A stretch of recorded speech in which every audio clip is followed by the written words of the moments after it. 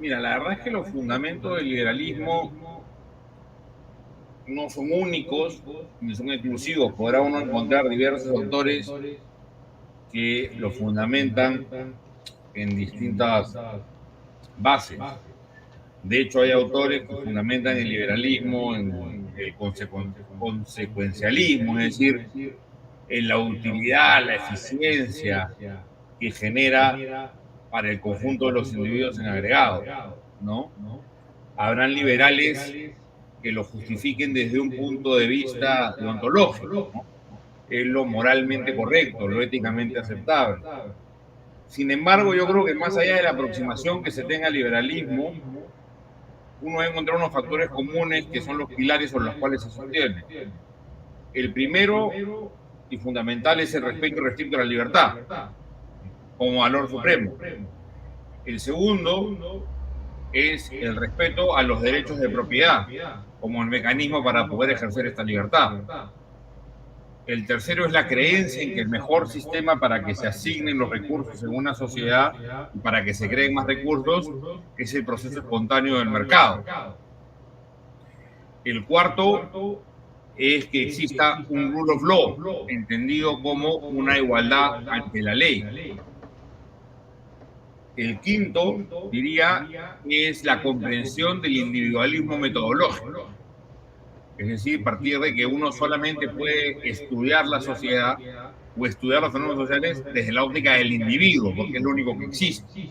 No existe la sociedad, son entelequias, ¿no? Es antropomorfismo, que es asignarle vida a lo que no tiene vida, como si tuviera poder de decisión. El Estado no existe, la sociedad no existe, existen individuos que toman decisiones y que están en posiciones de poder, de las cuales, o a través de las cuales pueden imponerle su decisión a los demás por la fuerza.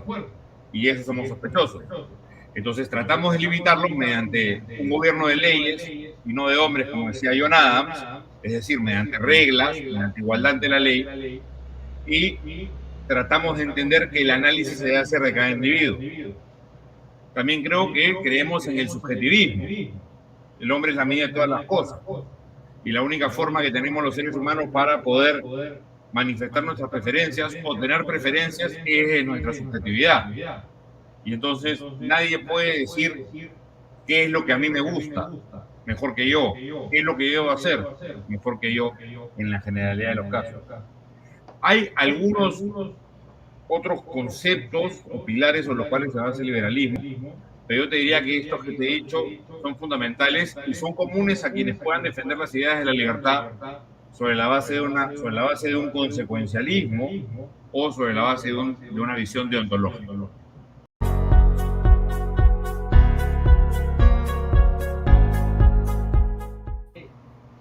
Yo creo que existe una tradición liberal que empieza con Locke y después se le va añadiendo pues Hume, Adam Smith, Ferguson, los escoceses. Algunos dicen que esa tradición liberal incluso se inició un poco antes con los escolásticos, pero la ideología política tal vez no, tal vez no, creo que empieza más tarde.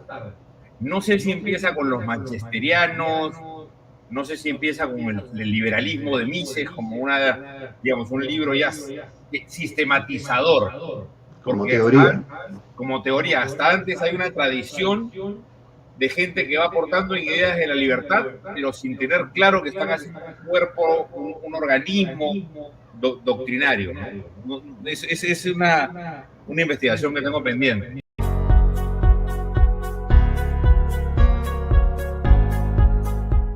La tradición liberal peruana no ha sido especialmente nutrida. No soy un conocedor de esta materia. Tengo más clara la historia reciente. Beltrán fue ciertamente un liberal y su época de ministro fue una época de una persona que estaba claramente comprometido con las ideas de la libertad, y además su bandera periodística. Era ciertamente un liberal y era un estadista liberal, que es algo difícil de encontrar. Después de Beltrán, en la historia reciente, yo no he encontrado estadistas liberales.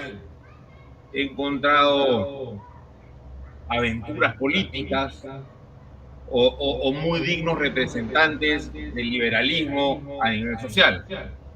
Una aventura política fue ciertamente la de Mario Vargas Llosa, que considero, digamos, discutiblemente un liberal doctrinario, que creo que tiene algunos coqueteos con el progresismo y algunas lecturas que yo no comparto de los autores clásicos, pero digamos que él en su momento siempre usaba un ideario liberal.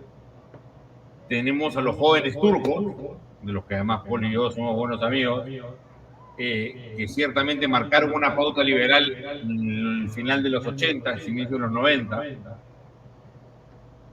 pero yo no recuerdo desde entonces una aplicación de liberalismo político en el Perú o la toma por parte de liberales del gobierno. De hecho, inclusive, el gobierno de Fujimori tuvo medidas de liberalización de la economía, pero eso no lo hace un gobierno liberal, ¿no? Como la gente suele utilizar este adjetivo terrible que se creó en el coloquio de Lippmann, el neoliberalismo, que tenía como propósito designar a los liberales que ya incorporaban dentro de su badaje, dentro de su diario, el valor subjetivo, porque antes del texto de Menger, clarificando esto, la gente tenía todavía una noción errada sobre el valor y por qué la gente intercambiaba. Para tratar de diferenciar a los liberales antiguos que no tenían esta claridad sobre el subjetivismo del valor y los liberales nuevos, se crea el término neoliberal, nuevo liberal, que hoy se utiliza de manera despectiva para tratar de insultar a quienes creemos en la libertad, y se tilda al gobierno de Fujimori como un gobierno neoliberal cuando no lo fue.